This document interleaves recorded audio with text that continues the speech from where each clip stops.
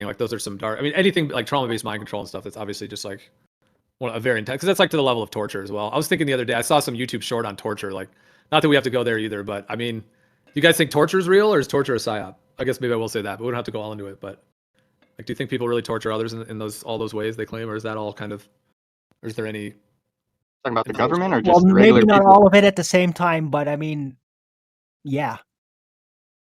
You think people are that cruel? Yeah, once you let go, once there's no more you and it's just a demon, there's really no limit to how far evil can go. And if you're not that, then you just don't want to know. And that's part of its power. Power of evil is that it is so evil that nobody can handle it, and that way they maintain the monopoly. Right. And then they have to go more all in to be on top, kind of thing. So they have to keep going more and more. Yeah, to the next. It's like out of a movie in that way. Well, do you think? Let me ask you this: do you think whatever entities are sort of behind, the globe deception and everything going on now? I don't know to what degree you think that goes, but do you think they're human or non-human? No, they're spirits. Like if there was the old world, the old world civilization, as it were, with the more advanced architecture, and then this whatever happened, whoever did that, if there was a reset of some sort or some kind of a disconnect, because anyways, I mean, there's a lot. That whole topic is a huge topic, but I'm just saying from that idea, would the entities that carried that out, are they just other humans that were just like, hey, we're just going to take you guys over and do this? Or is there some other entity at play? Because if there was another entity, like another type of being, of course, some people talk about reptilian. There's different ideas and things, but like, Yeah, no, if there was something like that, doesn't it kind of like in a way make it a softer blow for humanity? It's like, okay, well, we're not really this insane. We're not this crazy. There actually is some, you know what I mean? Like some of us might be a bit crazy, but like this is to a diabolical level, and there is actually another entity involved. Well, that's why people, even through religious tradition of all sorts and spirituality, separate the demon from the man. And that's why even Rudolf Steiner, like, it's a spirit. You could even compare it to like the whole idea of ring wraiths in the Lord of the Rings, right? They might have been human once. They're definitely not anymore. And they are immortal, and they just keep coming back until the ring is destroyed, that is. Yeah, dude, the Lord of the Rings is pretty deep in terms of a lot of Dude, it's that. one of the best mythologies of all time, in my opinion. Because it hits that depth of evil like nothing else. I don't know if we want to go there in the convo or not, but I mean, just to touch on that for a minute, like, do you think Lord of the Rings, like, dude, I have a friend I went to grad school with, and she's like an actual like Lord of the Rings scholar, and all of his work, and she has like an actual PhD in studying his work, and anyways, yeah, it's pretty interesting.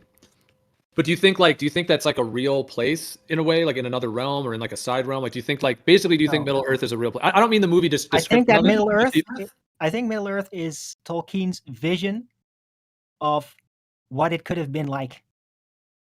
It was his interpretation of all this information. Also, him learning about the real suppressed history. I think that this is like how he envisioned it could have been. Interesting, yeah. And combining a lot of things with some brilliant writing and storytelling and character building, all those factors too. Yeah. Yeah, and also really showing, right, the elves go away to the Undying Lands. It's sort of metaphorical. Like the elves are like the Tartarians, the ancient ones, that live forever, are super brilliant, different, and like and they go away, and then the humans and the rest inherit it together with what's left of the evil and the orcs and all that. So that's what I think it is. It's metaphorical mythology of what Tolkien envisioned it could have been like, incorporating the actual spiritual esoterics of the entire struggle. Yep. Yeah. Wow. Well, do you know in his writings that there's something like he originally was saying that they thought the Earth actually was flat, was a plane, and then there was like a transgression. There was like a transgression that occurred, which then sort of became a ball. Like in the mind. Weird. Yeah. Fascinating, but it's not just like thought. No, he actually stated that it's literally changed shape. Like there's a dimensional transition of physical reality change. It's really weird. Well, I mentioned flat Earth to the person I was mentioning. I told you that has a PhD in like Tolkien's work in a sense, and and I told her, I mentioned flat Earth to her. This was years ago, and I just kind of, we were at like a public party. There's like a bunch of people. We were all hanging out, so it was sort of like it wasn't like a more longer conversation. It was a lot of other people talking at the same time. But yeah, I kind of had told her, because this must have been back in like 2016 or 17 or something. So I kind of just mentioned flat Earth to her, and then she responded back with and was telling me about that. She's like, "Wow, it's really interesting because in Tolkien's work, like, yeah." And then of course, like Middle Earth pretty much is planar, right? Like there's no indication of any globular or any space to that realm. That either. Just a flat map. But I mean, yeah, it's so the realm of that book. It's not even complete. Like it just doesn't tell you. It's like, oh, the Undying Lands. It's over there. But I mean, it's not really. It doesn't give the full picture. It leaves it open. Like even in Tolkien's realm, there could be more land. It's just not addressed. You just don't know. It's left open.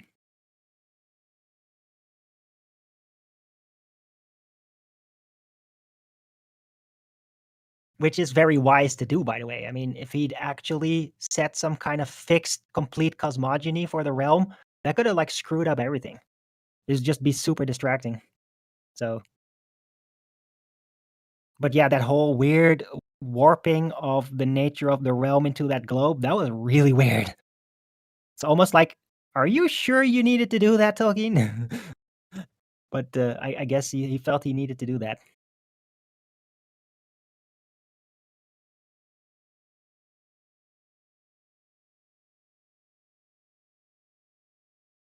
Now, I can even make it even weirder with absolute pure speculation that I'm making up. So not saying this is real, but Tolkien could have literally dived into actual ancient writings from Tartaria that have never been revealed and basically used that as a blueprint for creating the entire idea of it.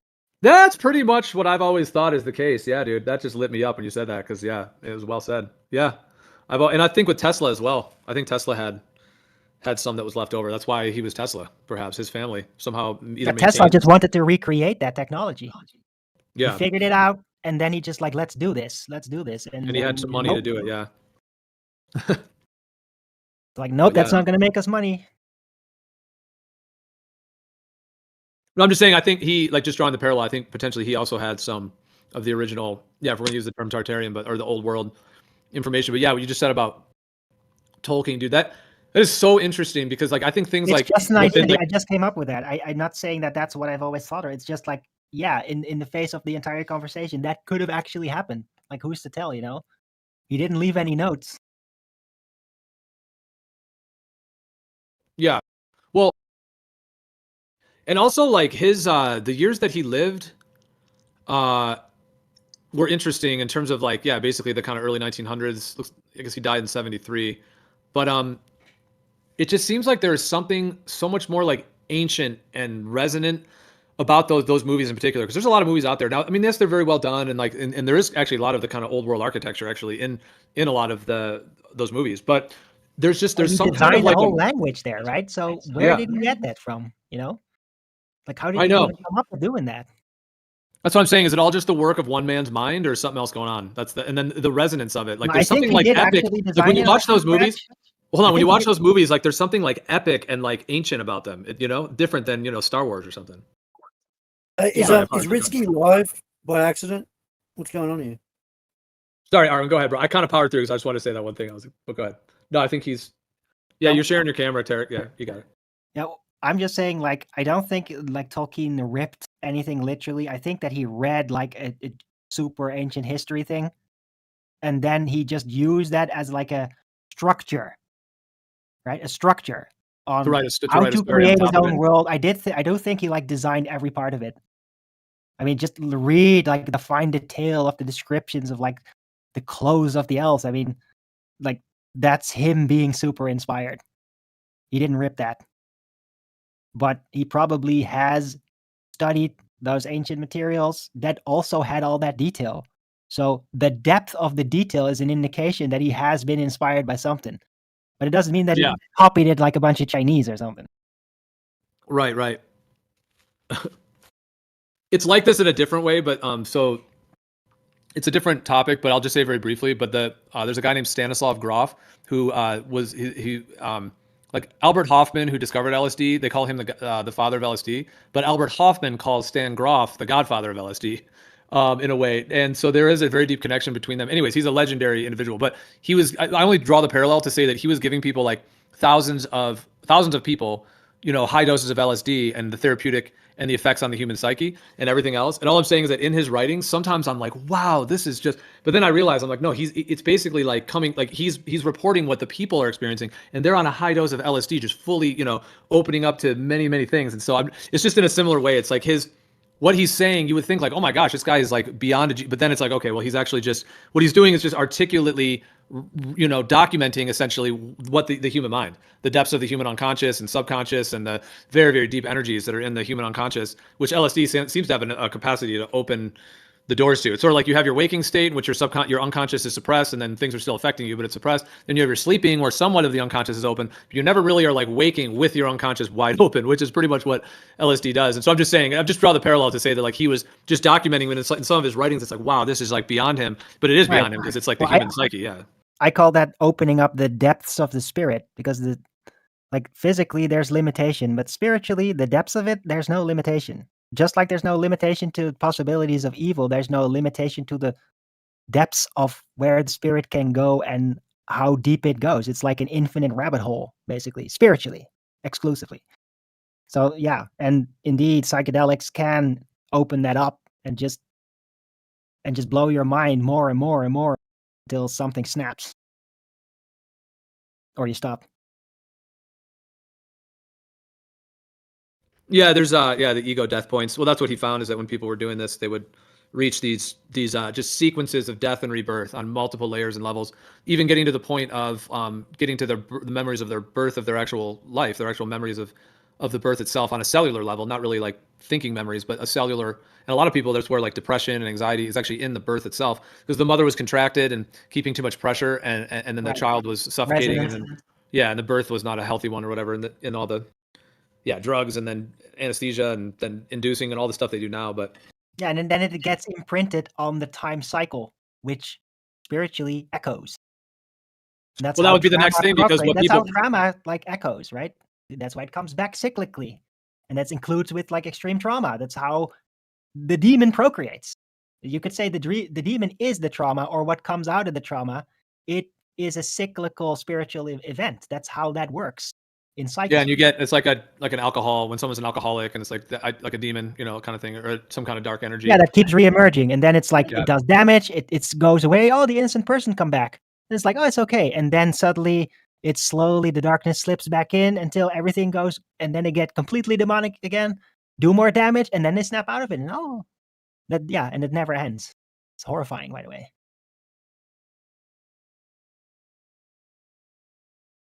Yeah, so like, I was just gonna say, like, what Stan Grof basically discovered with giving that many thousands of people LSD, and many of them multiple times at high doses, is there's like three main realms of what he called like of the human mind. The one is the biographical, which is like everything after you were born, so any events or anything that happened after you were born. And then there's the birth, like the actual coming into the world and the birth. And then the third one he calls transpersonal, which there is a thing called transpersonal psychology. He actually was one of the ones who initiated that transpersonal psychology. And there are graduate schools and places where, transpersonal psychology is a field that you can get official degrees. Pre-birth, post-death? Yeah, so basically three layers, like the biographical of this life, the birth of this life, and then what he calls transpersonal. Trans meaning beyond, so beyond the personal. So basically, like, people tap into like past lifetimes, they tap into racial memories, archetypal memories, all kinds of like all these realms that are other dimensions, things like this. It's what I call the dark world. It's the exclusive spiritual realm from which we came, what we go back to, where all our previous incarnations are all connected. But only in that way, not in the incarnated way. It's like there is your other self that is eternal, that reconnects, where you can get all the memories of past lives and even of the future. But it's not really you. It's the other side you. Well, I think of it as like, if you have like the trunk of the tree, that, let's say that's your soul, and then you have like branches going off, would be like, maybe the idea of one branch would be like an incarnation, but then like you have the center, because I feel like that is where our actual home is. Like, I feel like I'm an extension of my soul being here, and the actual like, I don't think I came from there. I think I'm there at the same time. Like, we're like the flower of the plant.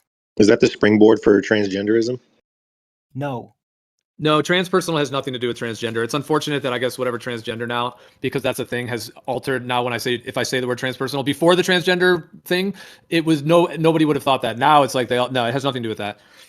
It has to do with all experiences and content that is beyond the individual personal self. So if you have like your personal memories from childhood, this happened to you, that happened to you, you have your birth. And then other than that, basically in a sense, there seems to be just a massive, endless reservoir, really what Arwin's saying, of material. A better way to say it would be pre and post incarnation, because it's really about the incarnation, right?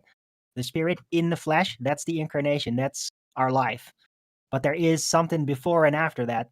So it's pre and post incarnation would be a better way to say it. Yeah.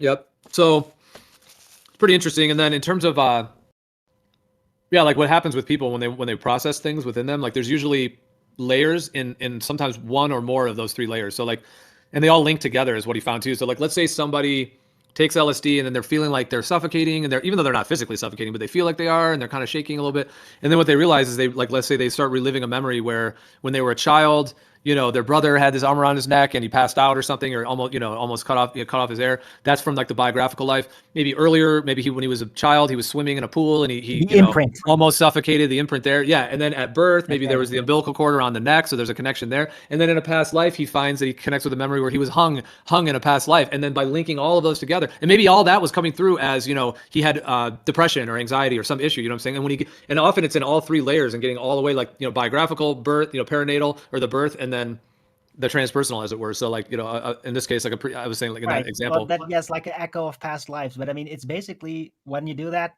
you're finding the imprint that causes, like they experience the symptoms of the echo of the trauma, original imprint. And that's right. The trauma is like an echo of an original imprint, but you don't have to know what the original imprint is. Actually, it's easier for the mind to just re-experience the trauma than to go to the source. You naturally, psychologically avoid it. It's like escapism that does that.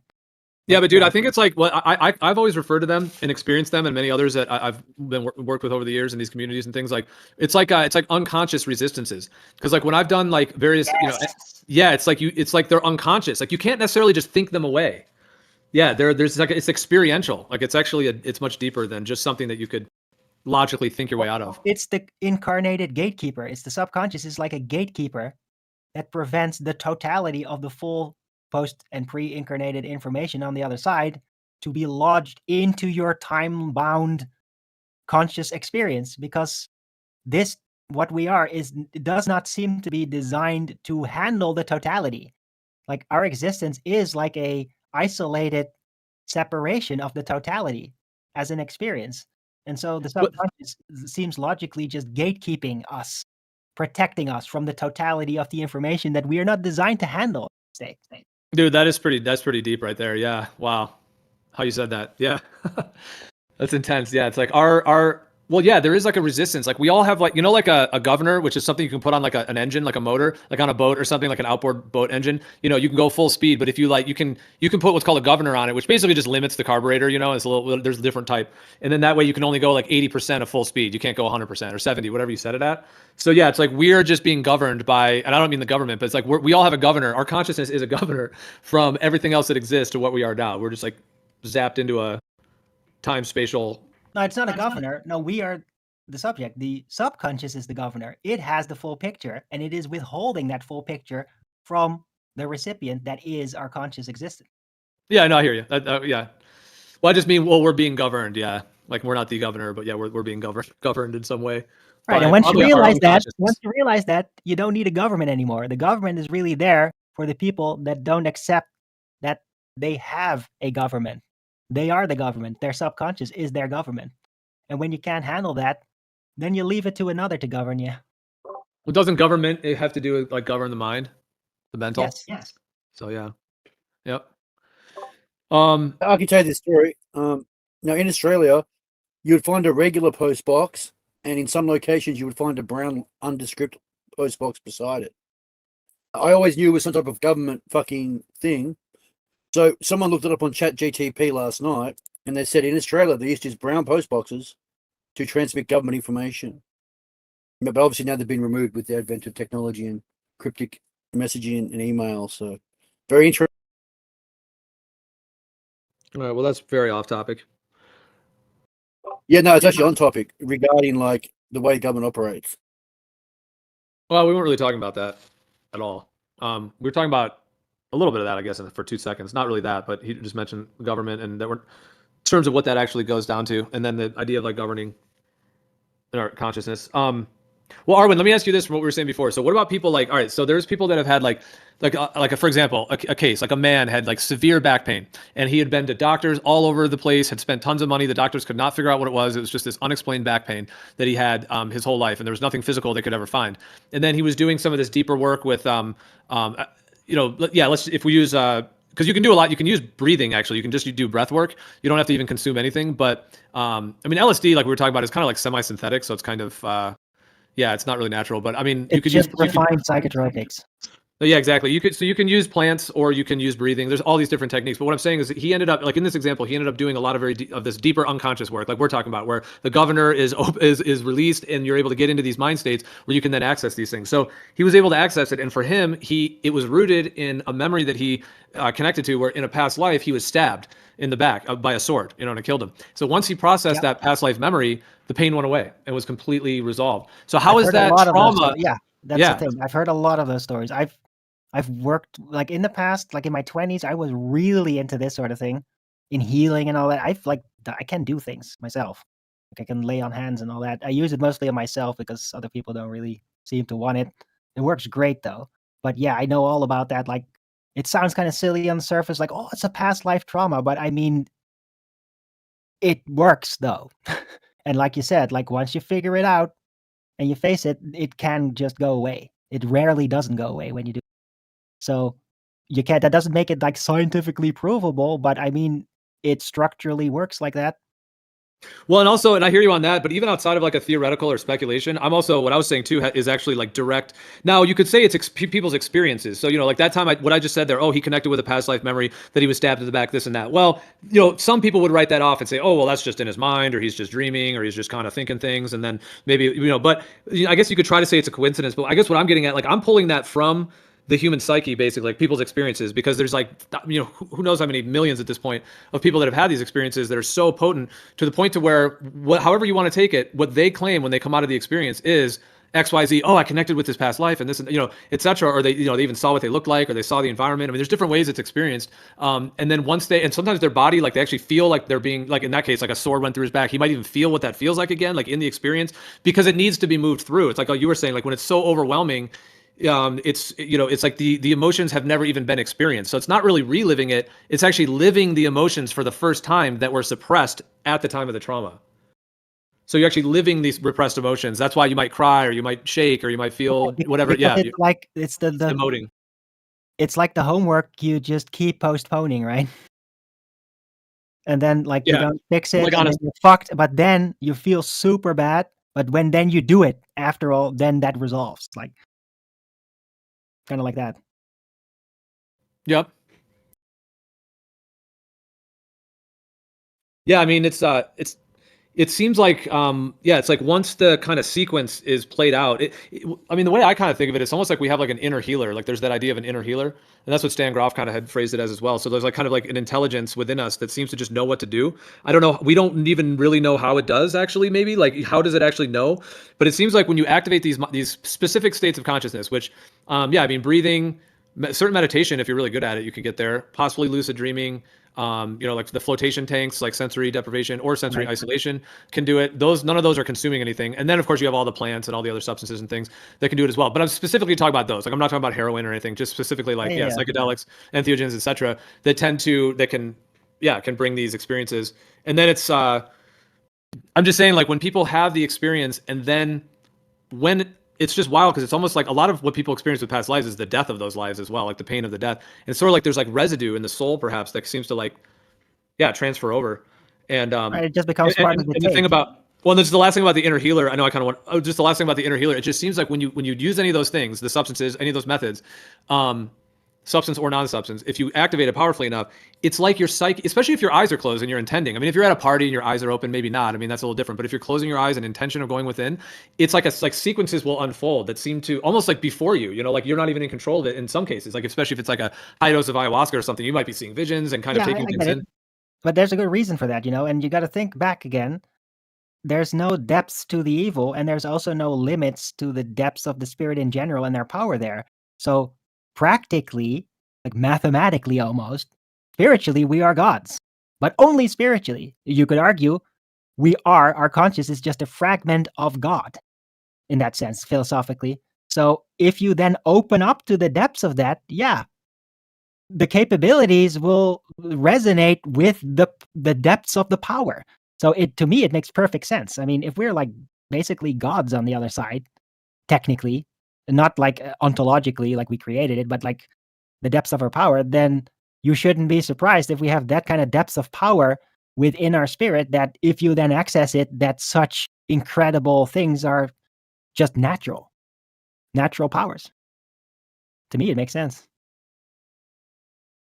Yeah, man, absolutely. I mean, this entire realm is, I mean, it's unbelievable what's even occurring. Like, how do you just make physical matter, for example? I mean, it really is inconceivable to a human mind of how that even can exist. Yeah. Well, then you get to the depths of like the creator God, which is beyond any of us.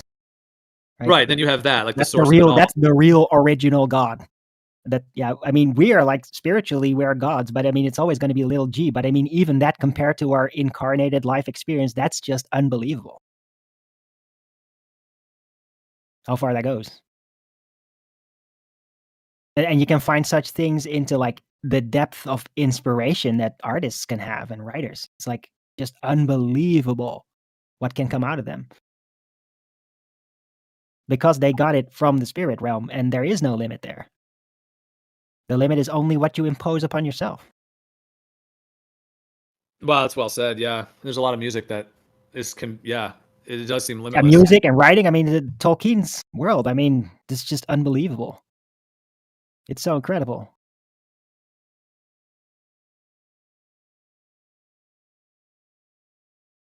And sometimes, like, I've been game mastering with like Dungeons and Dragons for quite a bit. It's been a while since 2020 it ended, but I've been doing that. And I mean, the things that would come out of me as like improvised game mastering, which is really like a lifetime story simulation where you have to throw out hints and you don't even know what that's about yet, but you've already decided that eventually it is going to be about something, but you still are in the process of figuring it out, right? Well, what would come out of all that? And then at the end of it, I would be like, holy shit, this is so epic what it turned out to be. I didn't know that when I started this. It's just incredible how that works. And it's all because of the spirit, because that's where it came from. Share the spiritual experience, a simulation in our mind that we collectively share. There's rules. I'm the one that decides how it goes. They accept it. And then they work with what they can get, which can be incredible still. They can do incredible things in there. Very satisfying. Then we agree upon that spiritually, and then you just go. You run it like a computer program that's like collectively exists in our specific imagination, collectively. And like it works. And just what can come out of it is just unbelievable. Like you come up with things, and that at the end of it, when it's fully shaped, you're like astounded by what it became and how awesome it is. Dude, that is very deep what you're saying. Yeah, that resonates in a lot of levels with me, with what you're saying, and my thoughts on things in a lot of ways. So would that even go like, are you saying like to a degree, like, okay, the question of the impetus for creation, like why create, why do all this? Do you think that could be one of like that, basically forgetting who we are, what we are, to such a degree where we're limited, like you said, then there's rules, and the way like holograms, like in holography, the part and the whole are actually one.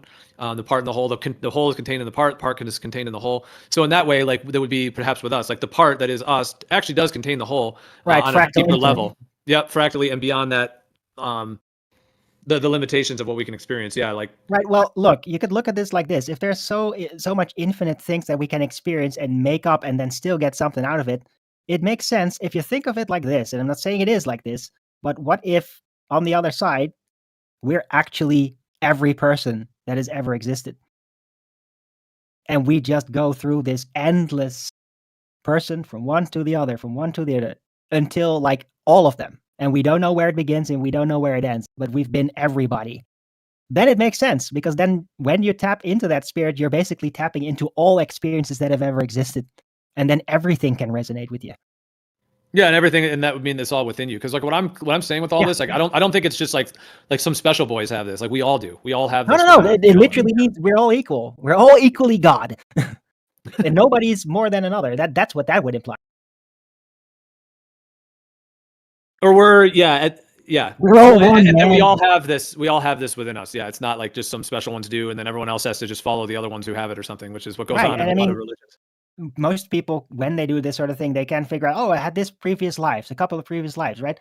Well, what if you could zoom out even further and further until you basically start to catch on, I've been everyone? You don't know if that's possible. And maybe if you do that, you can't come back and you literally just die or something. Who I don't knows? believe it's possible. Well, let me ask you this though, like as a refinement of that. So if you okay, there's one idea that let's say you have the source of everything, whatever that is, the source of all. And if we then were separated from that or created into this fractal part, a separate part, and then now let's say we're a soul, if we use that word. So there's like the great spirit, and then there would be like the soul, and then let's say we were created as a soul. Arwijn, do you see it as like, okay, then let's say my soul would, or your soul, whatever it was, would go through only some lives, like maybe 500 or 1,000 or whatever it is, you know, in this realm, and then maybe another 1,000 in another realm. It could be infinite, how many there are. Oh, who But I'm knows, saying man? like that you only live those lives, and then when you get back, and then once you've gone through the whole thing and you get back to the source, then you can experience everyone's life. But or do you think that our soul, as it were, or do you resonate with any of that, and that we actually will live each other person's life as our own soul? Because it seems like It's the a body has theoretical a question soul. that can never be answered, but we can only speculate, right? But look, I don't think there's other realms. Well, I think there's not another like there's not like parallel dimensions like that with infinite worlds. There is this physical realm, and it's the only physical realm, however big it is, which could be pretty damn big. I don't know. But there's the other thing, and that gets really complicated. There's spiritual realms. And I suspect there is no limit to the amount of spiritual realms, as there's no limit to the spirit. That makes perfect sense. So, right, we might live lives, or what seems like lives, that are not physical outside of our physical experience lives. And Yep.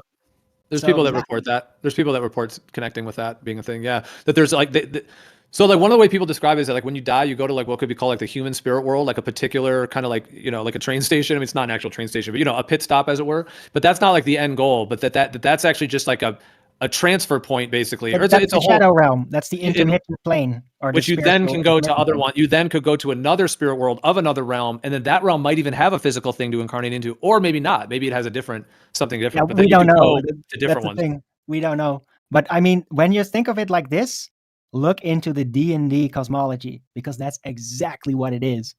Yeah, the D&D cosmology has one terrestrial plane. You're just making And it there big. are transitory planes, the shadow realm, the ethereal These realm, are which are like theories. can you please not interrupt? That are in between. And then there are the outer planes. But the outer planes, which like includes Hades and hell and like Mechanus, all these weird, like tons and tons of places. Those are non-material plane places that are kind of material plane. That's how we experience them, but they're not. And like the mechanics there, where the physics work differently per plane, it's very strange. And every plane there has like its own god that literally rules over the mechanics and how it works. And when something happens to those gods, something happens to those planes. That's how it works in D&D. It's very close to what we've just been speculating about. I always found that incredibly fascinating about Dungeons and Dragons. That it's a fractal in and of itself. Think of it like this: there's the central physical realm, the terrestrial realm that is Middle Earth. intermittent spiritual planes, and then beyond are the non-physical realms, of which there are like abundant, and they're all extremely weird, and they're different than the material realm. There's no god of the material realm, but all the gods that basically rule over their own spiritual realms can interact and like have priests that are in the physical realm, and that way influence it. And that's how the D&D's cosmology works. Yeah, it kind of reminds me of Inception for some reason a little bit there. There's like some... A little bit, yeah. It is. But I mean, Inception, dude, Dungeons & Dragons is old. Yeah. And then you can think of, like, how the hell did they come up with it? Did they read into some Tartarian spiritual cosmology and then made a game out of it? Who knows?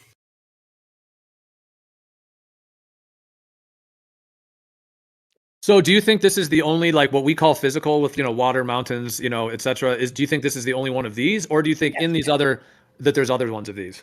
Now this seems to be, and this is like, I mean, it's not scientific but I had communication with spirits and mediums, and I kept asking that question. I literally have a record of it even on a CD somewhere. But they basically said, no, this is the only material plane. So the spirits out there seem to confirm there's only one material realm. But there's like tons of spiritual realms. And that you can find that back even like in Rudolf Steiner's descriptions and all that. He also confirms that. Well, this is a much deeper. I love Rudolf Steiner's work. I went to a really unique graduate school, and I was able to study Rudolf Steiner's work and a lot of other amazing work in that time. And one of the professors at the school actually is he's like a world-renowned scholar of his work, of Stuart Steiner's work. Like, he's written a lot of the compilations and all of that, like all in terms of all of that as well. So, so I definitely have a deep resonance and appreciation for Rudolf Steiner. In his work. Well, Rudolf Steiner blew my mind. I had a experience when I first heard somebody read from a book from Rudolf Steiner, literally like quoting him. Like, how old was I? 8, I think. It was in a Waldorf school, but it's like at some point actually somebody read it, and I was like jumping up, like, that's me. It's like I'm literally listening to myself. Like, that's my first response when I heard Rudolf Steiner, like his actual words. Like, holy shit. It's like, that's me saying that. I'm saying that. I've said this. I recognize this. Every part. I get every part, and I don't know why. I'm freaking 8. Yeah. That's my first experience with Rudolf Steiner. Wow. That's pretty cool, dude. That's pretty unique. That was epic. Quite a resonance. I mean, everybody else freaked out about it, but I mean, I'm like, I'll never forget that. And now when I read him, it's kind of different. I've like more matured into my current incarnation, so it doesn't really feel like that. And when I read him now, often it's like, holy shit, that guy's kind of autistic.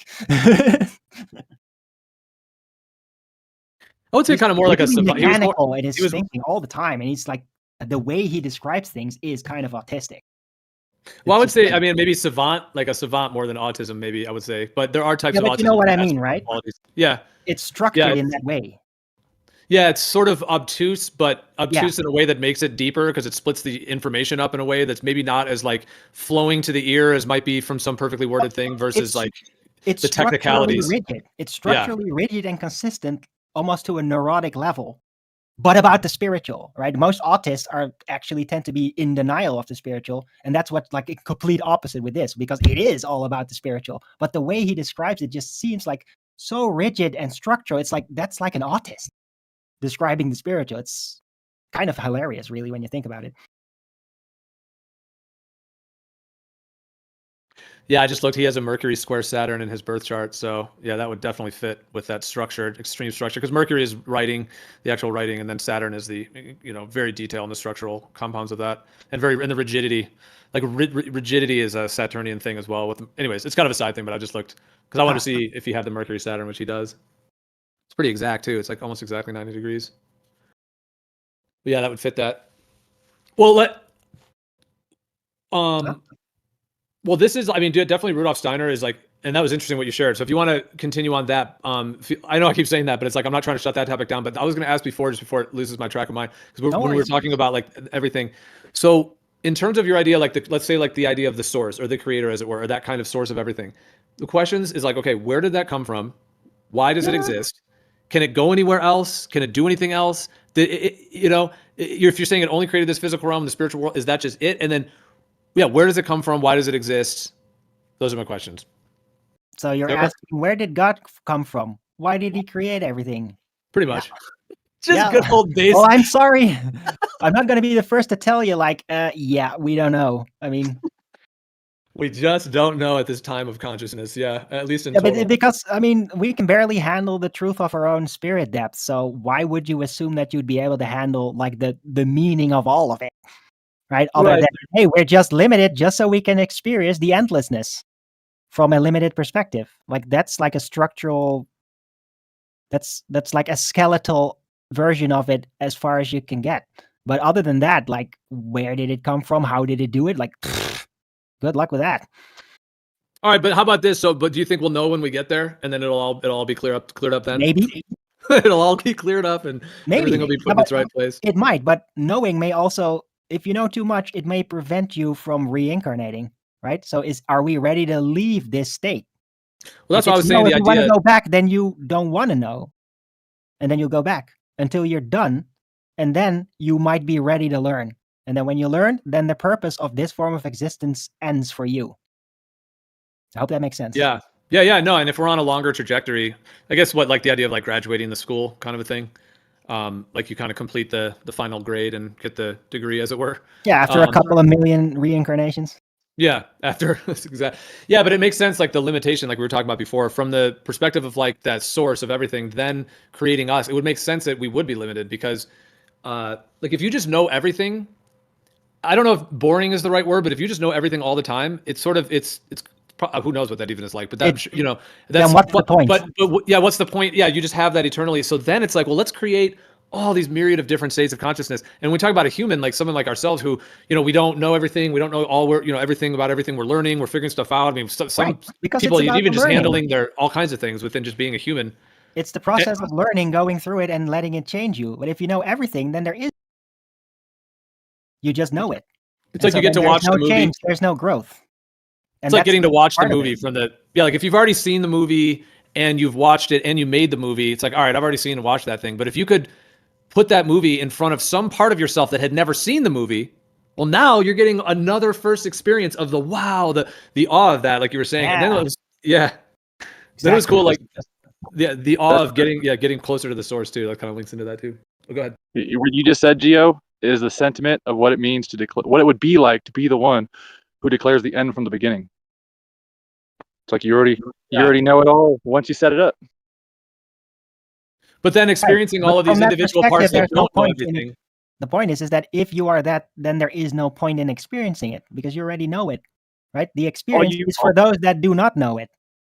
All you have to do is manifest yourself in it in a state of not remembering yourself. And then you're experiencing it as a newborn babe, even though you're the one that set it up. Right. And in that sense, that's why I say I think we are all fragments of God.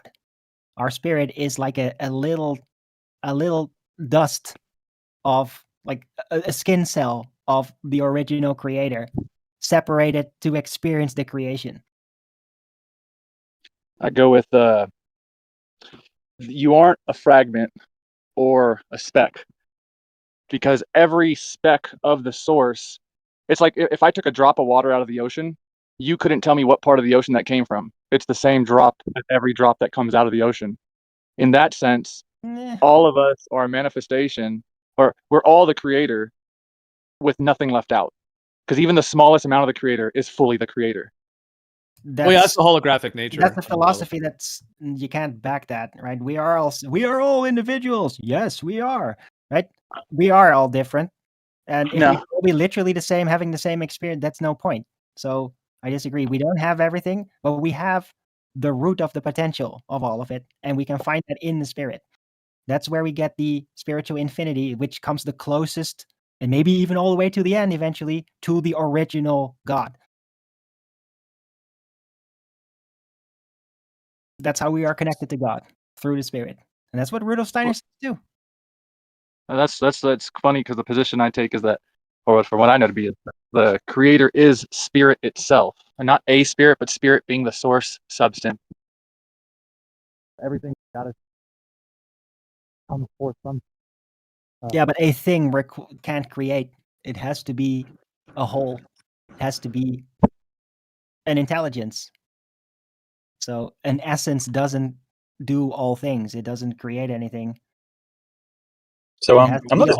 Arwijn, why? A designer has to be there. Why go? Why? Because this is almost like a simulation. The way that days and time unfold. Why the time? Let me ask you that. Like, why time? Why are we going through this long year after year? Like, why did we create this? Do you think? Like with the time? Because without time, there is no limitation. So this allows it to be so much more nuanced because you can have all these years and days and so much experience. I mean, when you think about, time allows limitation. That's it. Without time, by there is putting no yourself in limitation. If time, there's it no limits you time, from then everything. everything is It limits infinite. you from everything else that exists. You're saying, puts you in time, and then there's an unfolding that you're now experiencing, like an Right. unfoldment. It creates a limited medium for you to have a temporary experience. Without time, there's no limit, and that means everything, and then everything is the same. Yeah. So then, are we doing this? Do you think, like, out of a a something that's uncomfortable, or like a suffering of some sort? Like, oh, we have to do this, or we're something No. negative in a way, or are we doing this out of complete blissful? Well, we have. See, that's what I think we have to be, because Curiosity. even like and to experience everything possible, basically every possible. Because It even can like you only think be about, curiosity. That's the only thing it can be. and just interest to What experience else would everything. make you limit your absoluteness other than curiosity? So then that means that it wants to experience all these things, even the suffering, all of it. It's all blissfully. well, like that if is you what were it's God doing, kind of so thing, what and you else could would create. it be? Well, I guess I'm asking you this: like, if you were a kind of God, as it were, you could create anything, and you literally, like, you could create the best video game world, or you could blissful realms. You could do it all. You're like that level of just exciting, like I can do anything, kind of thing. Do you think that energy is behind everything that happens, even car accidents, diseases, death, like the energy of that level of creation, like the Sims video game or something? Like, do you think it's like In all the of it is deepest depths, way beyond our temporary experience and consciousness? Yes. All of it. all Experience- intentioned? Because experience to even everything. create the physical world, it has to have intention, let alone everything that goes into, like, even a car accident. It's very nuanced. The woman fell asleep. Doesn't have to be a woman or man. They fell asleep. They veered off the road. They, whatever. And look the at it. angle of the physics and all that has to match. And then Exactly. Well, look at it like this. People can literally get obsessed with everything and every depth and every detail of anything, and then endlessly obsess over it and find more. So yeah, it's Could I, but I mean, it has no relation to actual temporary existence. Like, we're not going to see it that way. But like, ontologically, underneath all of it, it's to experience everything. But I mean, our temporary conscious existence is going to protest that, though.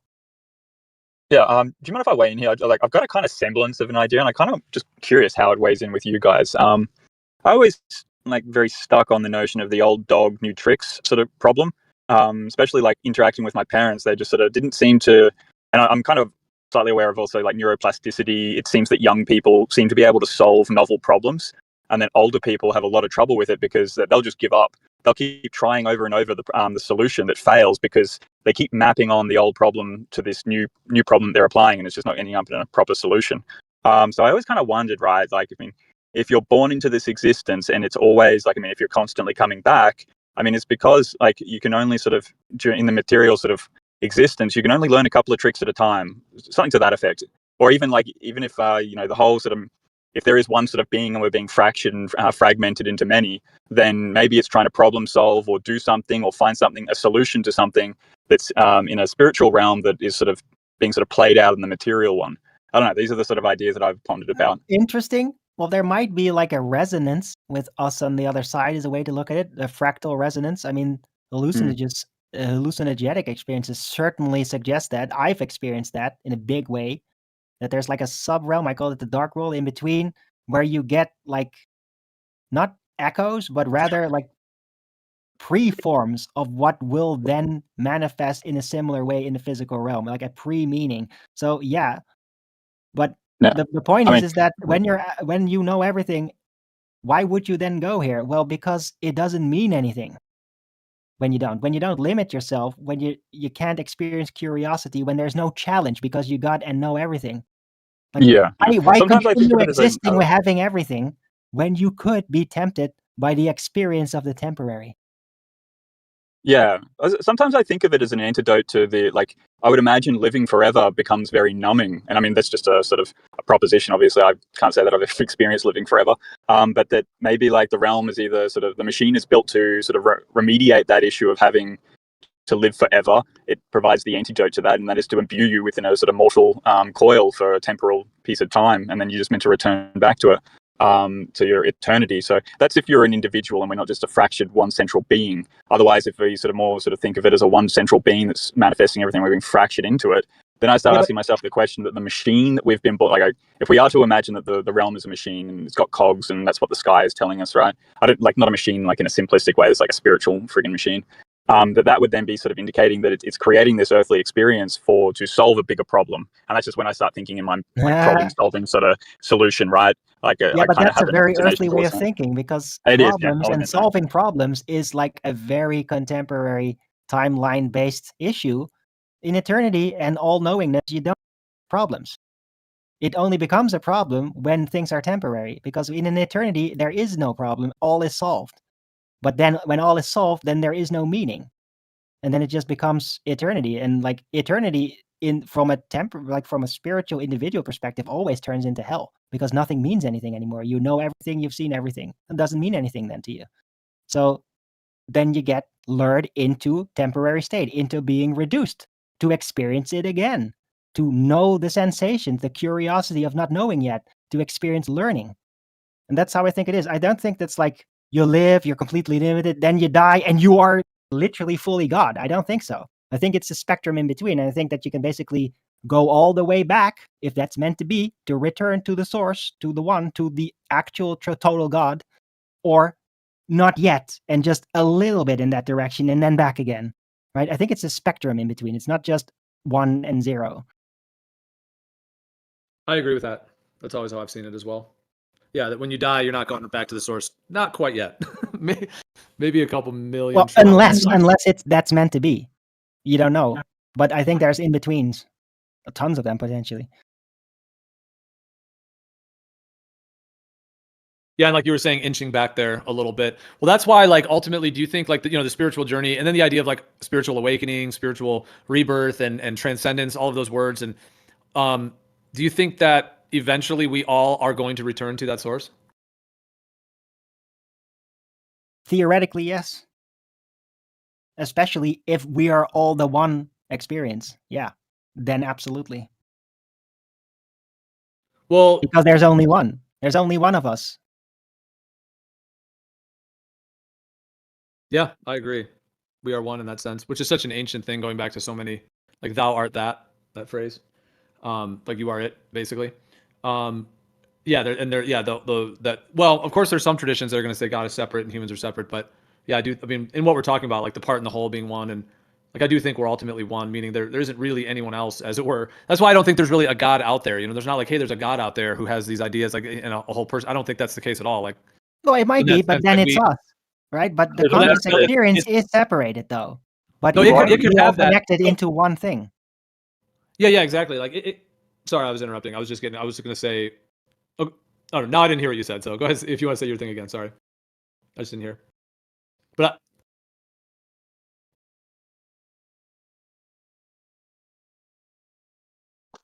You are who you're looking for. well, now I forgot what I was saying because I got distracted. Well,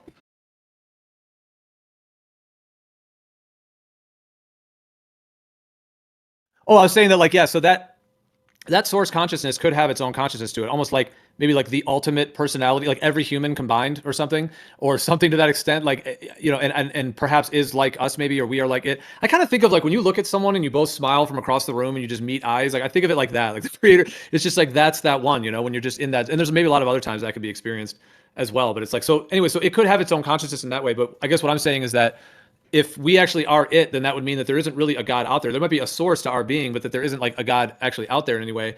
And then in that way, if we are it, and then there's only one, there's one God. Therefore, there aren't a bunch of other gods, as it were, in a sense. So if that Well, is you it, don't the know one, that. Like, that's still thinking in ones and zeros, right? There might be a spectrum, right? but you're saying there could be a Hold on, source.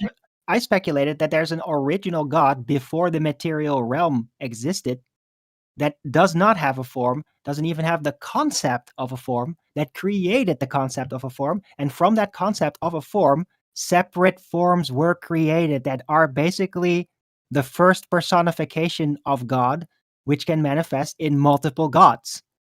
But it's You have not no idea the how close you original are to creator, reality. because I don't think that the original creator is conceptually like a being as we understand it. I think that a being is already part of the spectrum of incarnation, right? So that's how I kind of see it. You're very, very close. Because even for what I know, from the L of Abraham, Isaac, and Jacob. He exists in pure spirit, and he exists in a formless state. And the first thing he did was took on shape and form, because when he willed to create, if he didn't take on a shape and form, Right. the creation wouldn't have a shape and form. And that's how the Elohim came into being. The shapers, the things that actually design, or rather shaped the material realm as it is, right? Those are like the first incarnations of God into the God, the Elohim, the first ones that took form.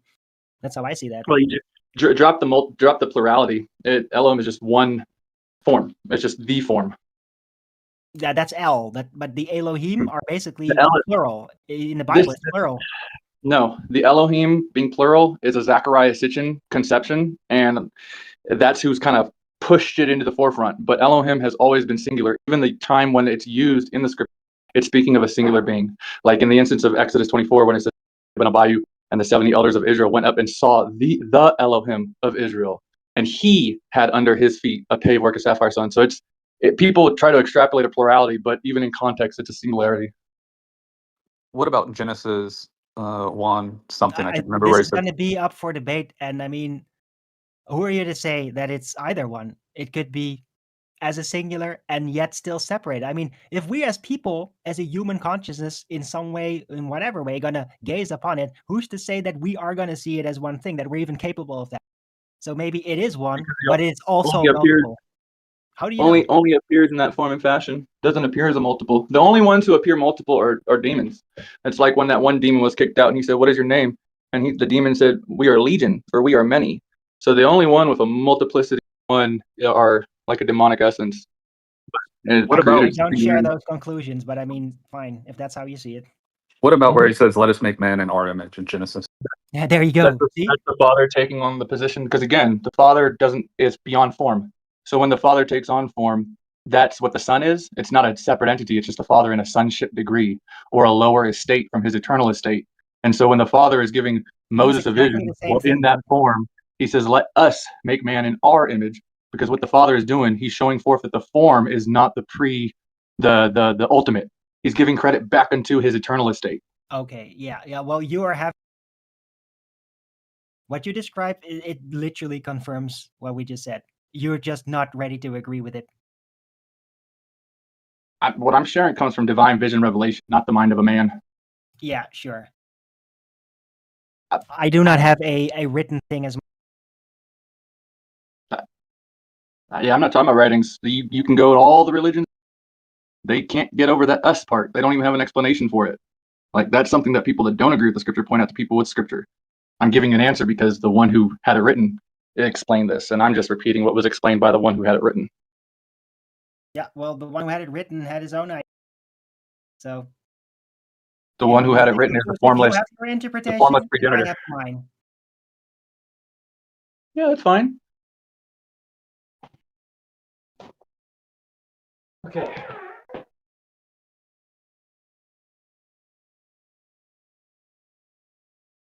Fact remains that no matter the opinion of the right, and it's not going to be overcome. There will not be a total conclusion about it.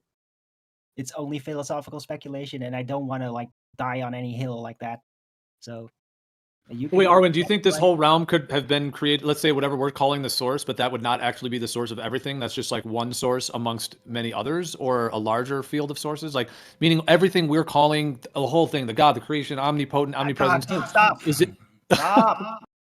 Dude, you will never know because we exist within that God, that creation. If there's more gods, ultimate formless creators that have created a creation, we'll never know about it because we only Okay, exist until we within get to that our God. source, until we get to our source, and then maybe we'll have to go beyond that or see if there's a beyond that. If there, yeah, sure. Okay. We'll find out when we get there, if ever.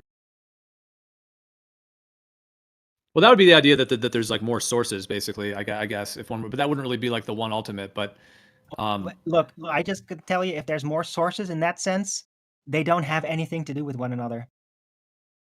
Sources, what comes out of a source does not mix with what comes out of another source. There's no relation, no connection. It's just source, our source. That's the only connection we have. And whatever the manager, the creator of that source does, could be other creators with other sources. how is that relevant even philosophically? I mean, that is, you could just spiral on infinitely, and it's just like, yeah, but maybe the source is just one grain of sand in another universe. Yeah, I know, infinitely. dude. Good luck with that.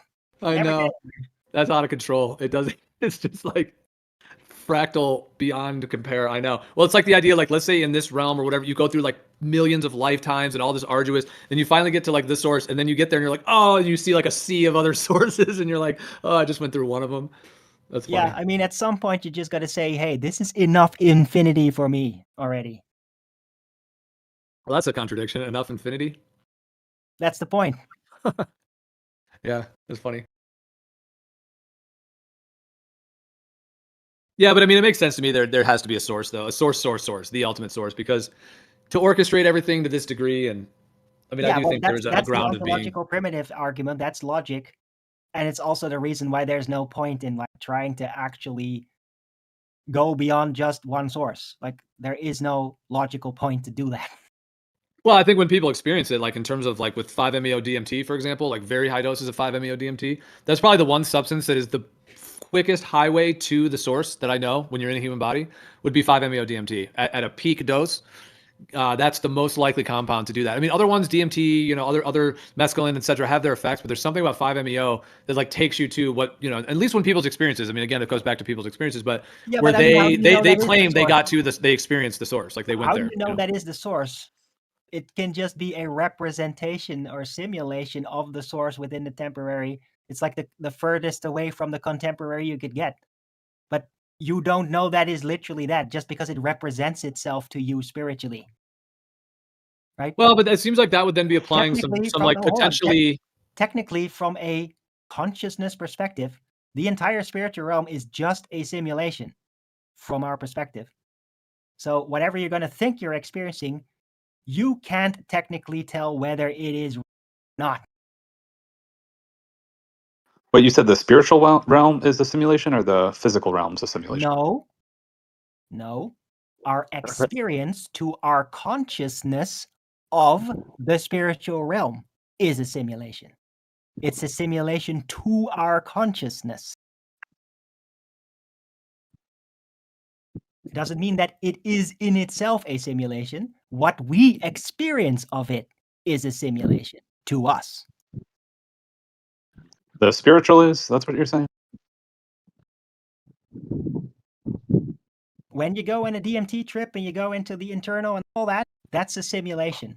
It's simulated for our consciousness.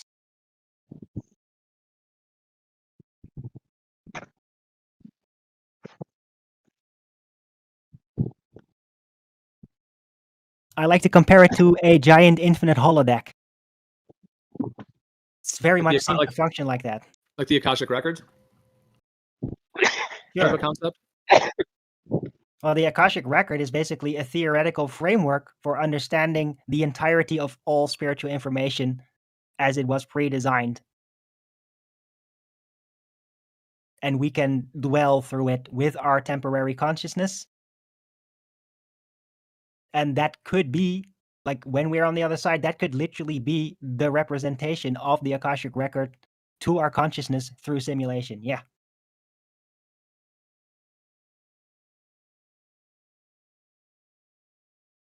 Like we're playing out a code? Sorry, say again?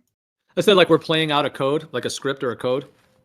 Yeah, a code is a code. I like the idea of a code. When I was 17, I reasoned that out. Like, it's the pattern. Like, all information, all existence, all things, spiritual and material, are like one singular fractal pattern that has like infinite depth and dimension. And it's like, it could never be truly, even philosophically or technically comprehended by a consciousness, temperature of consciousness. It's like one singular infinite pattern.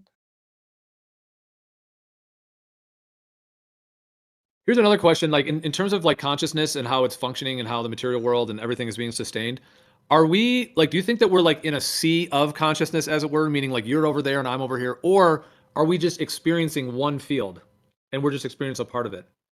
Well, that's a good question. I mean, it all depends on the relativistic nature of how are you going to see the consciousness. Is the consciousness the anchoring point, or is consciousness a separate thing dumped into the material realm, right? I mean, what is it? What's the consciousness? I know that's how we describe our experience, but what is it? You know? I mean, you don't even know how to describe it. Well, there's We even the can't- idea of like the idea of states of like you could say that like let's say the source of all being is all and it's creating all of this as like just that phrase like states of consciousness, and even the idea that like consciousness, because there's the idea of like being a conscious human versus unconscious, there's that, but then But there's it's not also really. like just like consciousness as everything, like matter, light, sound is all consciousness forming like a dance of consciousness is what everything is. There's even that Yeah, idea that's that a like bit hippy dippy, but I mean, even when you say state of consciousness, it's not technically a state of consciousness. What it is the state of availability of information to our consciousness, because we at that don't know moment, what yeah, consciousness is. it's what's available, like we were saying before, like from the totality, the one little snippet that you're getting. I'm getting Yeah, my but little one. You're getting, we're all getting. but that's the thing that is available to the consciousness. What the consciousness is, we don't know. We just know how the consciousness can relate to all things, but we don't know what it is. Can we attribute it to something? I mean, this may be a bit redundant. Tell me like how you would expound upon it, but is it not just in essence observation of the material reality that we exist within? Like, I mean, I know the consciousness does an extrapolation. Like, I can No, be no, said, no, no. I can say I'm more conscious. Okay, go ahead. Observation. No, sorry, I can immediately answer. I already answered. Observation of the material realm is the information that is available to our consciousness. It doesn't define what the consciousness is. Nothing does. We don't know what it is. We just know that that is how we Okay, perceive our awareness of being. I would put it that like we have what we refer to as a human consciousness. It's sort of embedded in like whatever. I kind of imagine that we're some form of antenna personally. With all the kind of other crystalline structures and stuff. But I don't want to get into that too much. But wouldn't it just be said that we're just sort of the like consciousness is like what would it be like sort of whatever the human antenna is observing reality? Like I think that a dog has consciousness, right? Animals have consciousness. Well, it So seems maybe like like it, that yeah. particular type form, like observing reality and interacting with it in kind. Yeah, but it only seems like that because we seem to be able to resonate with it on other levels, like sensory levels. Yeah, it just becomes really hard to. But I mean, everything that pertains Okay. to consciousness is all about sensory. It's all about availability of things, information to the consciousness. Like nothing defines the consciousness itself. So I can point out what sits below us as far as consciousness. It's generally most of the Animalia kingdom, right? What's your opinion on sort of angels and other earthly entities that are more disembodied, though? Like, is that consciousness or is that Incorporeal something beings. else? Yeah, well, incorporeal, that's like the spiritual, and I mean, that's where consciousness is thought to be. So yeah, the consciousness to me is like the cherry on top of the pie, and the pie is the spirit. It's the eye of the spirit. But I mean, what is it though? You know? I was listening to Lindsay talk about it last night, and he was this is just one quick extrapolation from one of his talks, but die. Where do we get the word die from? D-I-E. So it's to de-eye yourself, because we perceive and interact through, like in this realm, through the eyes, essentially. We're That's sort of just bound English, by the though. eyes, and then to go pass on into death is to de-eye yourself at that point. Yeah, but that is purely English, right? That's not that old. You want to get really old? One of the oldest words is tot. It's German, and that's based on toth. Right? But it's also the same. Death has the same root as thought. It's like one of the most ancient things. It's death and thought. Thoth, right? The maker of the pyramids, arguably Trismegistus. It's like that individual, also known as Thoth, which is thought, which is death. Yeah, it's fascinating stuff. I've no doubt that the English language is set with riddles, and the German's probably got a few less riddles in it, perhaps. But it all seems to be actually kind of. I mean, the information is right Latin. there. It's just most of English is written in Latin, which is an assembled creation by man. It's not that old compared to other more ancient, like more tribal, we would call it languages. I suspect, from what I'm gathering from the larger sort of linguistic analysis that sort of I'm hearing about from other people, is that the information seems to be all there for us. It's just a matter of deciphering it, and the English language actually seems to be a like embodiment or a kind of it's a coded language in order for maybe the worthy, maybe you would say, or just the influential to talk with one another, and have us interact with the same topics. But you Yeah. need to understand it from a slightly different perspective, and then like it starts revealing itself as to what the true nature of the reason for the language and the way that we talk and why we talk the way we do. Well, English is a more newer language, and the younger languages are, the more they are created to be dynamic and creative with it, because the needs of being able to do things with language become more complicated and detailed over time. An older language is much more rudimentary, and just like the depths are like very mysterious of what it can actually mean to the spirit, while English is much more pronounced, much more detailed and defined, and it was designed like that. It was designed to have dynamic meaning, to have possibility for multiple layers of meaning that can be blatantly deciphered. The older languages don't have that dynamic. They just have the spiritual depth inherent, and you just have to know it through the spirit.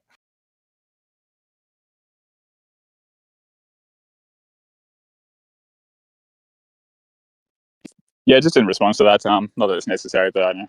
I've sort of come to the conclusion, it seems to be making more sense to me, that this tongue that we are all talking in, that we find ourselves in the modern world, I think I'm pretty sure it was intentionally designed in order to create this sort of discombobulation, you might say, to cause the psychological schisms. It's not to say that I don't think English is a very powerful language and romantic, but the power that it lends itself to is manipulation, unfortunately. Absolutely, yeah. The So dynamic of it definitely also gives the possibility for deception, yes. The more refined, the more multiple layered something becomes, the more prone it becomes to being used for deception. That's correct.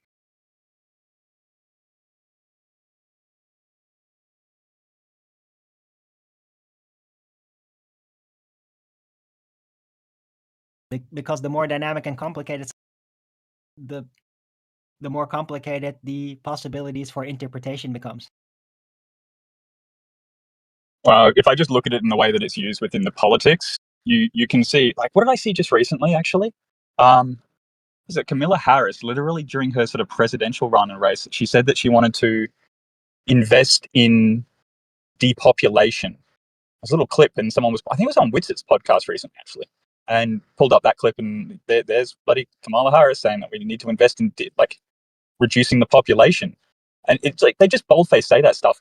But because of the nature of English, you can kind of slot these terminologies like in a legal aspect, right? It's like, we told you, you consented, and they can slot this into language in such a way that it's sort of, you can say all these nice things around it and then just say one nasty thing in the middle of it, but you don't say it in a nasty way. You say it in a positive way. And this is where the wizardry and the sorcery sort of commences. Hiding in plain sight, yeah. yes. Yeah, they love to do that, right? Because it's also about where do people pay attention to? What part? Do they pay attention to the tone of the voice? Do they pay attention to the etymology of the words? Do they pay attention to how correct something was said, right? And they use this focus, this dynamic of the focus of people, and they try to assess, like, how do I get their attention on one part of what I'm talking, how I'm talking, what I'm talking about, while I can slip in things, confessions, spells, like basically magical effects on the subconscious that they will not perceive. Like, would you be able to go so far then with that notion? Sorry about the beeping in the background, and sorry for interrupting. I'm just kind of moving on. But would you be as willing to go so far with the notion that Kamala Harris actually didn't realize she said something bad herself? Like, she's so caught up in the sort of the wizardry and the sorcery that she thinks that depopulation is a good thing, and she can just say it, at whim, and she doesn't even think about it. This is why her intonation sounded positive about it, and then everyone else celebrates around. And it's just it's actually because she's tricked. She was trained into this way of thinking. She's the teacher teaching the pupils, and then as it so goes down. She does not, I mean, that woman does not necessarily have to be aware of what it even means that she's saying. She might just be repeating a talking point like a parrot that was given to her, not fully understanding what it even implies, right? These people are just, a lot of them are just like robots, just rolling out what they were given, and they don't really understand it. They're just really good at repeating what they were given. Yeah, I mean, that does fit in with my sort of comprehension of how they get away with these broader tricks, and that's because these tricks and simulations are not for us. Like, when they shoot a rocket up in space, that's not for us, the general population. Maybe that Katy Perry one was okay, right? But it's more to actually trick the scientists that are working on the programs. Like, the simulation being so real that the actual operators can't even tell the difference between reality and simulation. But then once they've done and completed the mission, they're going to go out into the world and they're going to talk about this thing that they did, which was actually just a simulation. And you can do this with politics, you can do this with space, you can do this with toxicology and all the sort of germ theory stuff, in my opinion. Doctors do this. They're all participating in this similar activity. The doctors are like that too. I mean, doctors, they become doctors because they just know how to copy paste and apply it according to the procedure, right? Like, Yeah, but see, like the learn essence things is that that like they don't really realize the connections. They just learn the procedures and then they just carry it out. They're like human robots, a lot of them. I got a friend doctor, right? The reason she became a doctor was because she, like, I think she was pretty traumatized by her upbringing a little bit, but she also had a sister that was very sick with, it doesn't matter, like it's a spina bifida or something, I think.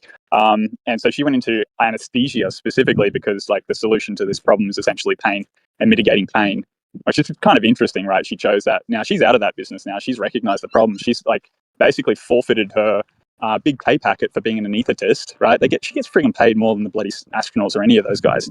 And like, cause she's seen the problem. But what was it? It's just like these people go into the world. They want all their, like, the program. What is it? The idea is that there are human beings that are orientated towards caring for one another. Like, you know, they want to solve the problem, like the health problem. Other people want to be sports stars. Some people want to be like mechanics and machinists and all this sort of stuff. But you got this sort of group of people that are orientated towards caring for people. And I mean, if you take 100% of those, you might say that 50% of them are orientated towards, what would you say, like they're less, like, they want to care for people, but they also just want the adulation to some extent, and therefore they're sort of like, they're trickable. And anyone that's sort of in the healthcare system that I think that sees this stuff early on, like if you're a first or a second year student or, like, you know, third year student or whatever, and you're in your doctors, like, and you start seeing problems with it, you get disillusioned. You just leave. You don't become part of the institution at that point. And then anyone that goes beyond that is just continuing to practice. Like, they got beguiled, and they're just going to continue practicing this detrimental form of health medications. Right, So, they I just don't know, continue like a robot for the money. a little bit, but I got to give respect to them. Like, it is for the money, but 3 or 4 years of pretty intense. Like, I mean, dude, I went to university, and I don't need to say what it was, but it's like one of the hardest degrees that you can do. And it's freaking traumatizing, man. Like, I stayed awake for Yeah, I know. 72 hours multiple times. I'm sitting over the top of a computer trying to bash out assessments and all the rest of it.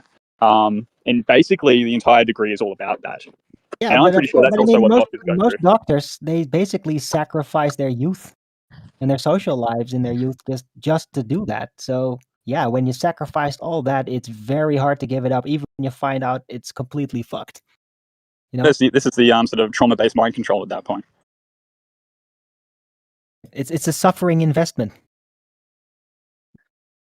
Especially, You can't like, just given let it all be for nothing, right? And also because when you basically step away from it, you also get black marked, you get shamed, all that thing, you get discredited. Like, it's not just like you could just walk away and change everything and then there's no detriment. Like, you get a lot of burdens too from doing it. So yeah, it's very tough to step away.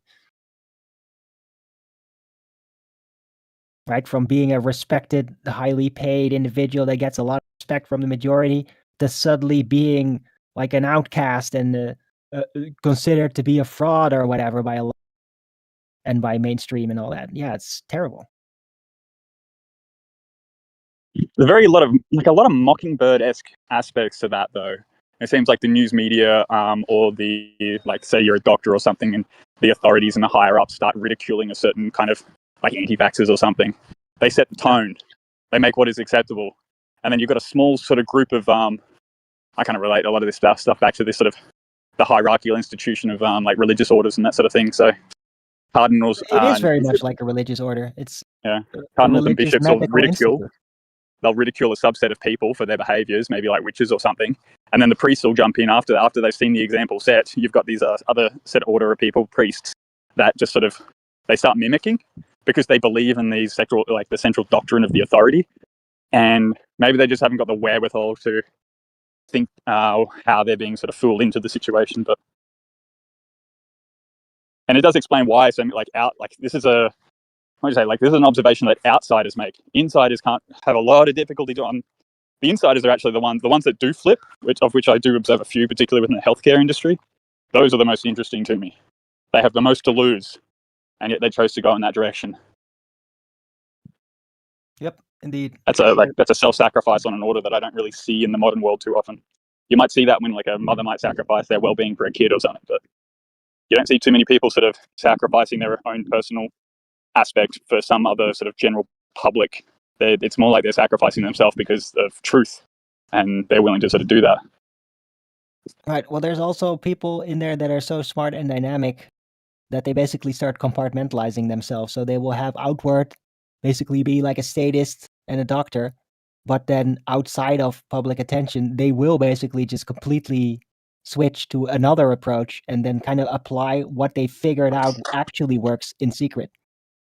So that Well, also this happens. is interesting, man. Like that doctor I mentioned, the anaesthetist before.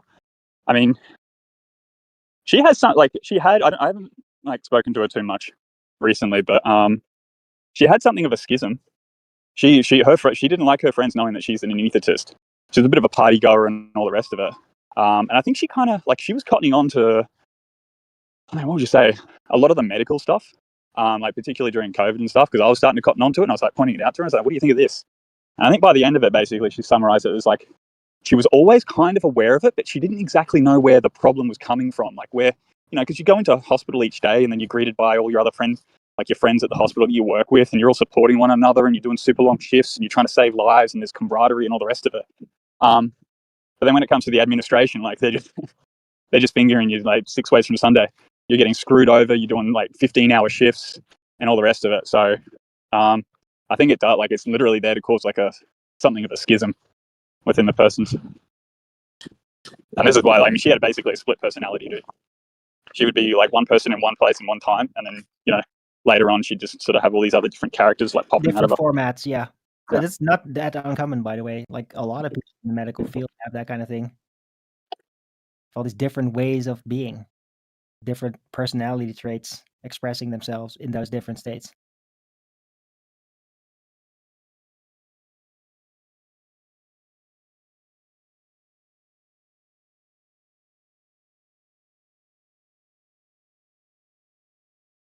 Anyway, it's been a super interesting conversation, but it's like almost 4 o'clock at night here, and I kind of have to stop making noise.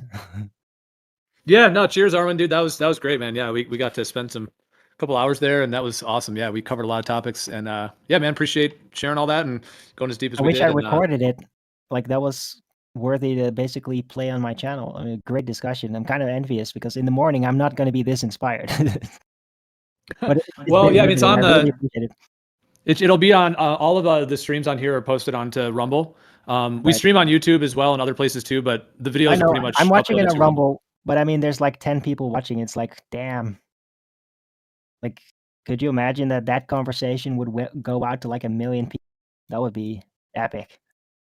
But it's not meant to be. Well, at the moment, yeah, I mean, not at the, just with all the state of the world, the level of censorship, everything that's going on. Yeah, it's like, Yeah. it is pretty. They've put like an iron curtain on this information, or a lot of, and just the whole state of the world. Yeah, but well, I mean, I kind of see a lot of these recordings on here. I mean, when you have these kinds of super deep, spiritual, deep, and highly understanding conversations, it almost becomes telepathic, right? In the end, such conversations are really just for the people that are having the conversation. So this is really just for you and me and Rick Ski and the guys in the chat or in the panel here that can follow it. It's really for us, right? And we can carry this kind of experience forth and let it echo and let it return. And then maybe one day, crowd will be ready to receive it. You never know. But it's good to know that it's just riveting to like connect up like this again. So I really appreciate that. Yeah, for sure, man. I mean, there's so much strife in the world and so many people that want to, do all kinds of, as we know, the more attacks and all the other stuff. So it's like to be able to